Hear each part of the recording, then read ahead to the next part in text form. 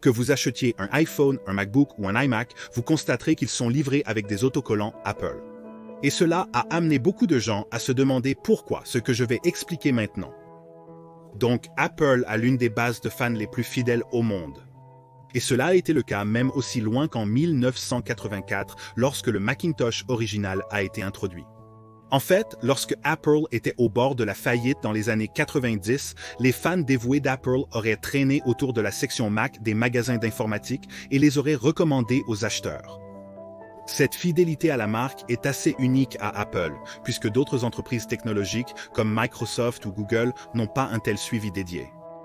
Apple a reconnu que c'était un avantage concurrentiel et a fait tout ce qu'il pouvait pour renforcer leur base de fans. Et les autocollants Apple étaient le résultat de cet effort, permettant à leurs utilisateurs d'afficher leur marque préférée, similaire à porter un t-shirt avec votre groupe préféré. Bien que la plupart des gens qui achètent des iPhones aujourd'hui se sentent probablement indifférents envers Apple, l'entreprise n'a pas toujours été aussi populaire. En fait, Apple était autrefois le petit gars, la seule entreprise ayant une chance de vaincre International Business Machine, qui essayait de monopoliser l'ensemble du marché informatique. Alors, montrer votre soutien à Apple en affichant leurs autocollants était un signal pour les autres que vous souteniez le petit outsider. Mais avec la croissance d'Apple, leur marketing s'intensifiait aussi. Ils ont finalement créé des produits populaires comme l'iPod, et le MacBook est devenu l'un des ordinateurs portables les plus populaires parmi les étudiants. Apple n'était plus vraiment les outsiders. Ils sont alors devenus les enfants cool.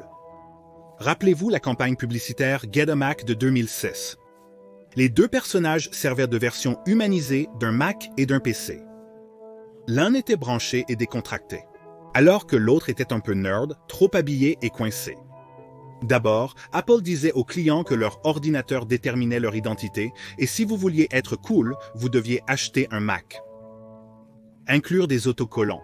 Apple, avec ses produits, renforçait encore plus la notion d'identité de marque, puisqu'ils pouvaient être affichés presque comme un insigne d'honneur qui vous désignait comme faisant partie du Cool Club Apple. Mais que vous utilisiez les autocollants par amour pour la marque ou parce que c'est cool, cela se traduit par une seule chose, de la publicité gratuite pour Apple. Au début, le bouche à oreille a fait du Apple One un grand succès parmi les amateurs d'informatique, et cela a permis de créer un engouement autour de l'Apple II et du Macintosh. Apple a toujours compris que le marketing de bouche à oreille organique est la forme de publicité la plus précieuse. Entendre un membre de la famille se vanter de son nouveau MacBook Air a un impact beaucoup plus grand que de jeter un coup d'œil au produit dans une publicité télévisée. Et voir plusieurs personnes autour de vous avec des autocollants Apple fournit une preuve sociale qu'il doit y avoir quelque chose de bon dans leurs produits si tant de personnes sont fiers d'être utilisateurs. Alors, bien que vous puissiez toujours jeter les autocollants, beaucoup d'entre nous, fans d'Apple, aimons les garder comme un rappel des produits que nous aimons. Greg d'Apple Explained, merci d'avoir regardé jusqu'au bout. À la prochaine vidéo.